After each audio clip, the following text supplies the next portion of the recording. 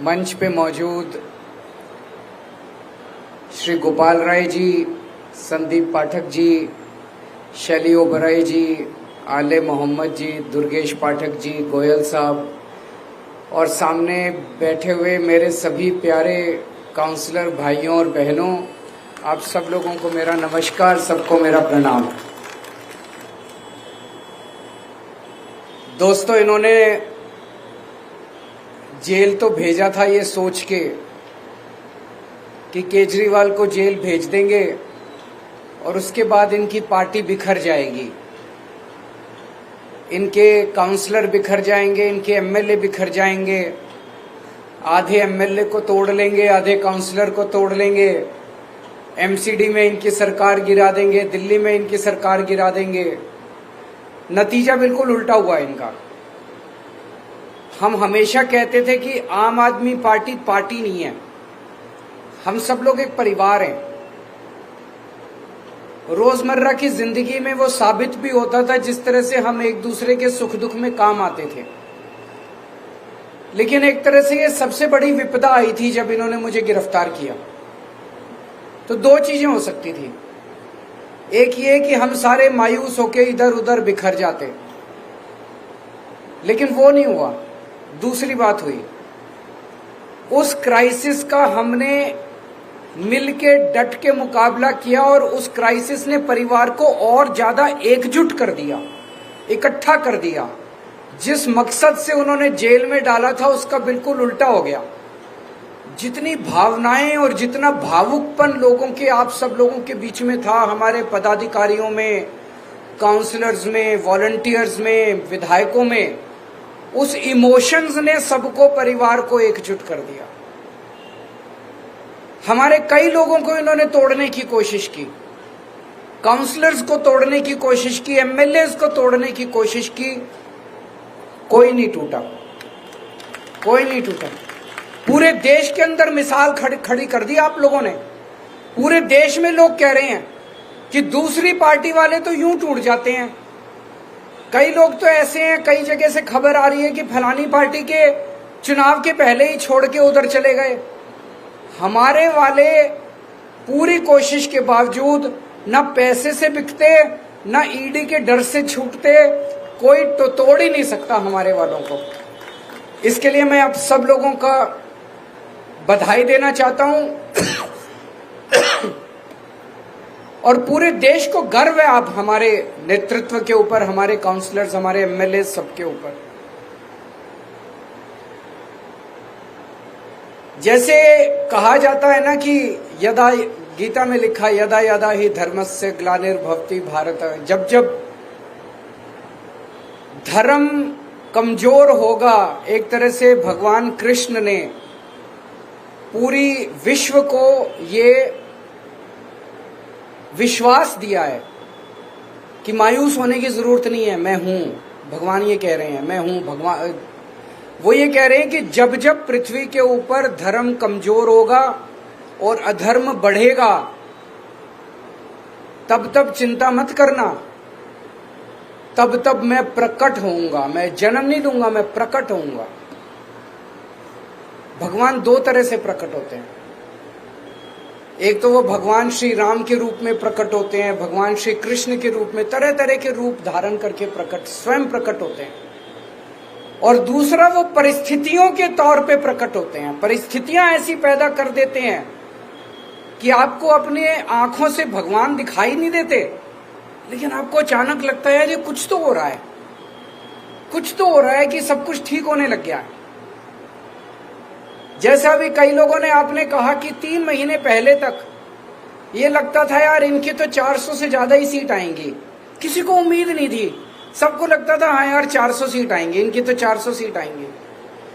अचानक 3 महीने में इतनी सारी घटनाएं घट गई, इतनी सारी घटनाएं, अपने आप बड़ी बड़ी घटनाएं घटती जा रही हैं देश के अंदर। आज शर्त इस बात की नहीं लग रही देश के अंदर कि 400 सीट आएंगी, शर्त इस बात की लग रही है कि 250 सीट आएंगी कि नहीं आएंगी इन लोगों। ये क्या है? ये चमत्कार है। ये ऊपर वाले की कृपा है, ये हनुमान जी की कृपा है, ये भगवान श्री कृष्ण ने जो गीता के अंदर उन्होंने आश्वासन दिया है पूरी कायनात को, ये उसका प्रकटीकरण है। ये आपको पता नहीं चलेगा, लेकिन कुछ हो रहा है चारों तरफ। मेरे को जब गिरफ्तार किया, मुझे लग रहा था 6-7 महीने तो अब जेल में रहना पड़ेगा। मैं उसके लिए मानसिक तौर पे तैयार था। मुझे बिल्कुल उम्मीद नहीं थी कि मैं बीच में वापस लौट के आऊंगा। चमत्कार हो गया। शुक्रवार को सुप्रीम कोर्ट ने जो जजमेंट दिया, वो एक तरह से ऐसे लग रहा कि प्रभु ने कोई चमत्कार किया है। और अभी मैं परसों जब एक रोड शो में गया, तो एक रोड शो में एक महिला जोर से चिल्लाई, बोली जी भगवान ने भेजा है आपको बीजेपी को हराने के लिए। 20 दिन के लिए, 21 दिन की जो जमानत मिली है, ये भगवान ने भेजा है। तो प्रभु अपनी तरीके से लीला करता है, लेकिन लीला भी वो तभी करता है जब आप कर्म करते हो। ये मत सोच लेना भगवान लीला कर रहा है पापा।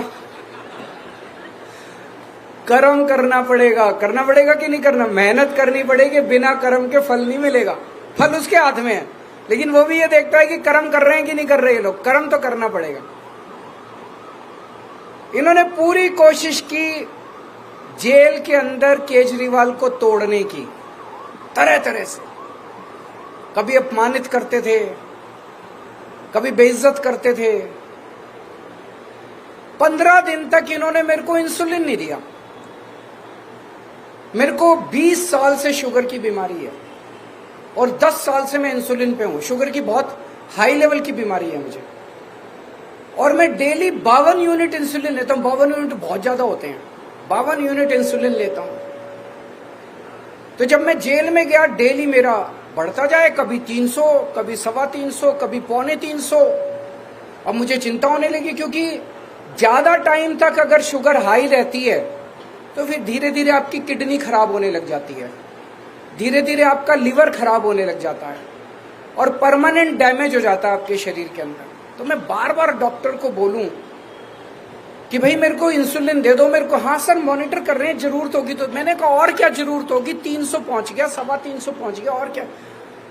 आप लोगों ने फिर आवाज उठाई, मीडिया ने आवाज उठाई, तो इनको मजबूर होकर इंसुलिन देना पड़ा। मेरी वाइफ मेरे से मिलने आया करती थी। ये तो कानूनी रूप में अधिकार है। जो भी अंदर कैदी हैं, चाहे आतंकवादी हैं, चाहे बलात्कारी हैं, चाहे हत्यारे हैं, हफ्ते में 2 मीटिंग आपको अपने परिवार से अलाउड है। आप अपने परिवार से मुलाकात कर सकते हो। एक दिन मेरी वाइफ को मना कर दिया इन्होंने कि आपकी वाइफ को नहीं मिलने देंगे। फिर वो अखबारों में छप गया, चारों तरफ शोर शराबा हुआ। तो 12 बजे आना था, उन्होंने 11 बजे फिर लिखा कि ठीक है आ जाओ। सवेरे 8 बजे ईमेल भेज दी कि आज की आपकी मुलाकात कैंसिल। फिर शोर हुआ बाहर, तो उन्होंने फिर 11 बजे उनको दोबारा भेजा कि ठीक है आ जाओ। मेरी वाइफ से मिलने से मना कर दिया। भगवंत मान जो कि पंजाब के मुख्यमंत्री हैं, वो मेरे से मिलने के लिए आए। जेल मैनुअल में लिखा हुआ है कि अगर जेल सुपरिटेंडेंट चाहे और अगर कैदी का बर्ताव ठीक है तो उनको कमरे के अंदर आमने सामने बैठ के इज्जत के साथ मिलवाया जा सकता है। मैं भी दिल्ली का मुख्यमंत्री, मैंने अभी इस्तीफा नहीं दिया था। वो पंजाब के मुख्यमंत्री, उन्होंने भी चिट्ठी लिखी। पंजाब के डीजी पुलिस ने चिट्ठी लिखी कि पंजाब के मुख्यमंत्री आ रहे हैं, आप कमरे के अंदर दोनों को मिलवाने का इंतजाम। उन्होंने जाली जो जेल है, जेल की जाली जो आप पिक्चरों में देखते हो, जाली के उस पार भगवंत मान और जाली के इस पार बेइज्जती कर रहे थे। और इसका मेरे को क्या फर्क पड़ता है, हम वैसे बात कर ली हमने। लेकिन उनका मकसद केवल अपमानित करना था, उनका मकसद केवल बेइज्जत करना था। मेरे सेल में 2-2 सीसीटीवी कैमरे लगा रखे थे। मैं कितने बजे उठता हूं, कितने बजे लेटता हूं, कितने बजे खाना खाता हूं, क्या टीवी चैनल देखता हूं, एक एक मिनट की 13 अफसरों के कमरे में 13 ऑफिसर्स मेरे सीसीटीवी कैमरे की वो चलती थी टीवी के ऊपर मेरे से। तो 13 लोग मॉनिटर करते थे। रात को मैं कितने बजे उठता हूं, 3 बजे उठे ये बाथरूम करने के लिए, एक एक मॉनिटर चीज मॉनिटर होती थी। और बता रहे हैं कि प्रधानमंत्री कार्यालय को एक उन्होंने फीड दी हुई थी, मेरे सीसीटीवी कैमरे को मोदी जी मॉनिटर कर रहे थे कि केजरीवाल कितने बजे। क्यों? वो ये देखना चाहते थे केजरीवाल टूटा तो नहीं, केजरीवाल डिप्रेशन में तो नहीं है। मैं उनको कहना चाहता हूं, मेरे ऊपर भगवान हनुमान जी का आशीर्वाद है, बजरंग बली का आशीर्वाद है। ऐसे नहीं टूटने वाला केजरीवाल, ऐसे नहीं टूटने वाला केजरीवाल। इनको लगता है यूं ही टूट जाएगा, ऐसे नहीं टूटने वाला केजरीवाल। बड़ी तो एक तरह से एक खुंदक निकाल रहे थे पर्सनली। कोई भ्रष्टाचार का केस थोड़ी है, पता नहीं क्या खुंदक पाल रखी है मोदी जी ने मेरे खिलाफ, आम आदमी पार्टी के खिलाफ। वो क्रश करना चाहते हैं आम आदमी पार्टी को। लेकिन मोदी जी भगवान तो नहीं है ना, भगवान तो है, वो हमारे साथ है, भगवान हमारे साथ है। आज इनको सबसे ज्यादा डर किस चीज का लग रहा है? हमारे काम का। आज अगर हमने अच्छे काम नहीं किए होते दिल्ली में, ये 2 मिनट में हमें क्रश कर सकते थे। आज हमने अच्छे काम किए। ये टीवी चैनल वाले ही मैं देखा करता था अंदर सेल में बैठ के टीवी पे, जहां सड़क पे जाते थे टीवी चैनल वाले, जिससे पूछते थे सब यही कहते थे, यार केजरीवाल ने स्कूल अच्छे कर दिया, उसको जेल में नहीं डालना चाहिए था, यार उन्होंने अच्छा काम किया, उनको जेल, यही कहते हैं ना। पहली लाइन होती है काम अच्छा किया इसलिए जेल में नहीं डालना चाहिए था। हमने अगर काम नहीं किए होते तो जनता क्या कहती, निकम्मा है, अच्छा हुआ जेल में डाल दिया। हमारे काम की वजह से आज हमारी इज्जत है, हमारे काम की वजह से आज लोग हमें प्यार करते हैं, हमारे काम की वजह से बीजेपी हमसे डरती है। काम मत छोड़ना, काम करते रहना। अपने अपने इलाके में एमसीडी का सबसे बड़ा काम है साफ सफाई। साफ सफाई पे लगे रहना, वो मत छोड़ देना किसी भी हालत में, नहीं तो मेरे दिल को तकलीफ होगी। पक्की बात, साफ सफाई पे खूब ध्यान रखना। इनका मकसद है कुछ भी करके, इन्होंने मनीष को जेल में डाल दिया सोच के कि मनीष जेल जाएगा तो स्कूल बंद हो जाएंगे। होने नहीं दिया हमने, आतिशी ने संभाल लिया। इन्होंने सत्येंद्र जैन को जेल में डाल दिया ये सोच के कि मोहल्ला क्लिनिक बंद हो जाएंगे, अस्पताल बंद हो जाएंगे। होने नहीं दिया हमने। अब इन्होंने केजरीवाल को जेल में डाल दिया कि दिल्ली बंद हो जाएगी। होने मत देना दिल्ली, चाहे केजरीवाल को जितने साल भी जेल जाना। मेरे को पिछले कुछ दिनों से पूरे देश भर से इंडिया गठबंधन के कई पार्टियों के कैंडिडेट्स के सबके इनविटेशन आ रहे हैं। जितना मेरे से बन पड़ेगा अगले 21 दिन में ज्यादा से ज्यादा जगह जाके और प्रचार के लिए मैं जाऊंगा। इंडिविजुअल कैंडिडेट्स के फोन आ रहे हैं, आप हमारे यहाँ भी आओ। उत्तर प्रदेश से, बिहार से, महाराष्ट्र से, झारखंड से, जहां जहां बुलाएंगे, जहां जहां मैं जा सकूंगा मैं जरूर जाऊंगा। पूरी मेहनत करूंगा और आपको भी मेहनत करनी है। जो अभी प्रियंका गौतम जी ने कहा कि थोड़ा ढीले हो गए हैं, अभी ढीले नहीं होना, आपको मेहनत करनी है। 2 तारीख को मेरे को वापस जाना है।